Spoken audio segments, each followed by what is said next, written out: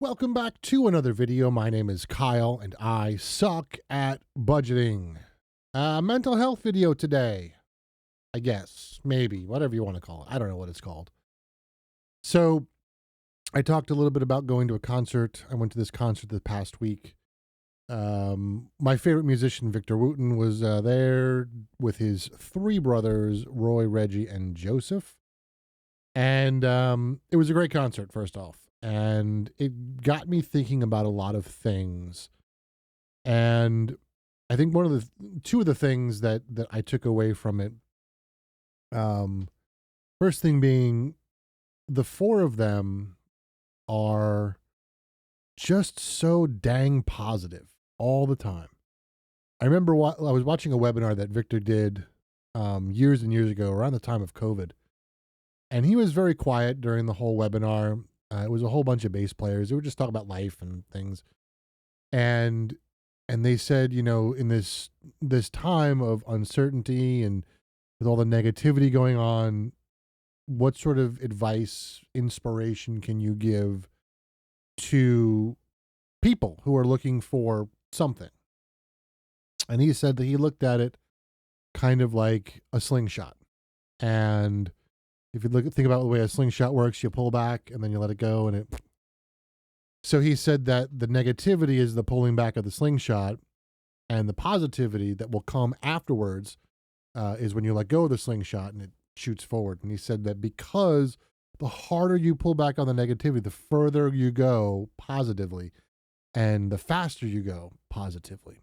So, listening to people say things like that, me being a fairly negative person, kind of makes me think. And what I kind of took away from it was that I need to stop the doom scrolling of YouTube, because there is just so much nonsense going on in the world. And what I realized was I was feeding negativity to my brain nonstop. And not that I recommend closing off the entire world, but you can certainly do it in moderation. So what I have done since then, and I did quite a bit of it yesterday, was move some speakers around my house. I've talked a little bit about in my budgeting this application called Rune that I use. And Rune is really cool. What it basically does, it takes whatever speaker system you have. It could be like an old, ancient thing. It could be a new one. It could be whatever you have. And it basically turns it into like Sonos. So if you don't know what Sonos is, it's basically wireless speakers that you can put throughout your house, sync them up, play different things on it. So what I've got this computer right here is set up as a Rune player or a Rune client. In my bedroom over there, I've got a Rune client hooked up to my favorite speakers, which are KEF LS50s.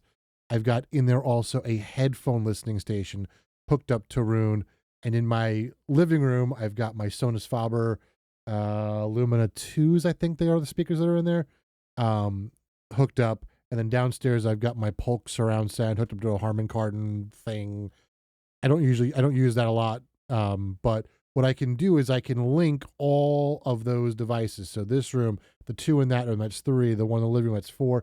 And downstairs, that's 5 devices that I can link and play the same thing throughout the house. Or I could have different things playing on each of those things. So the goal is, instead of coming home and doom scrolling through YouTube like I normally do, is to not do that and to put some music on instead, and just enjoy that sort of stuff. So also got a turntable in the living room. Living room, that's where my turntable is now. Just to, give myself different options. So that's the first thing I took away from it. The other thing I took away from it was this. Victor has been dealing with something called focal dystonia. And I don't know much about it. I just know what I've seen in videos of him playing and watching him for the last, 30 years play, almost 30 years, 25 years, played various things. And he is losing the dexterity in his fingers. And if you watch as he plays, a lot of times he'll just use like one finger and just kind of slide up and down the neck. and it almost looks like his hands cramping, and it's like, it's weird. And I always felt so bad for him watching this. And I watched him that night, and although he was going through, it was actually a lot better than I had seen in recent videos. Um, but it didn't slow him down. And he was still having a blast and doing his thing. And I'm going through some stuff. So a couple years ago, discovered that I had severe sleep apnea. Knew I had it. I mean, didn't take a rocket scientist to figure that out. But in order to get an appointment, it took forever. It took me 6, 7, no, maybe it was even longer than 6 or 7 months to see a doctor. And then to get the CPAP machine was even longer. And it got to a point where I was working with a guy, and he said, it's like watching you have a stroke in slow motion. I was forgetting words. I was typing gibberish. I was falling asleep at stoplights. It was some pretty serious stuff. So for those that have ever had a sleep test, my numbers were on the scary side. I remember when I got my CPAP machine, I found a local company here that actually does nothing but CPAP machines. They don't deal with insurance. If you want to pay cash, you pay cash, and you walk out the door with the CPAP machine that day, which was great because they were telling me like 7, 8 months for a CPAP machine. And I was like, I can't do that. But I remember I showed the lady the prescription from the doctor, and she goes, whoa, that's pretty bad. So if you've ever had a sleep test, my numbers, it was 95 times I would stop breathing an hour. So that's about 700 times a night. And then my blood oxygen level fell to around 60% every night. So basically my body thought I was dying every night, essentially is how it works, because I would stop breathing. So what I've realized since that, coming out of that, now that I've got the CPAP and things are a lot better than they were, I've been doing a lot of helping out with a church, doing some music stuff with them. And I remember that there was a point in time when I was, in college, where I could look at a piece of music 2 or 3 times, have it memorized, never need to look at it ever again. And now I struggle sometimes just to see what's on the page. And, I kind of like related that to what Victor's going through with his focal dystonia, and it doesn't slow him down. And I am going to do my best to make sure whatever is going on here doesn't slow me down. So that's what I took away from it. And it's only like 2 or 3 days after, so I'm kind of still riding the high of the show, and all of this stuff is still kind of new to me, trying to do all this stuff. So yeah, that's where we're at. Just thought I'd make a video about it, just to check in and say what's up. And we got another video coming out soon.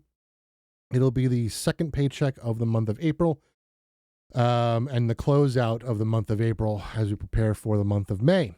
And I might have some supplemental income coming in the month of May, which will be kind of cool because I might be able to pay off the Jeep in June. And I know Justin over at Real Men Budget.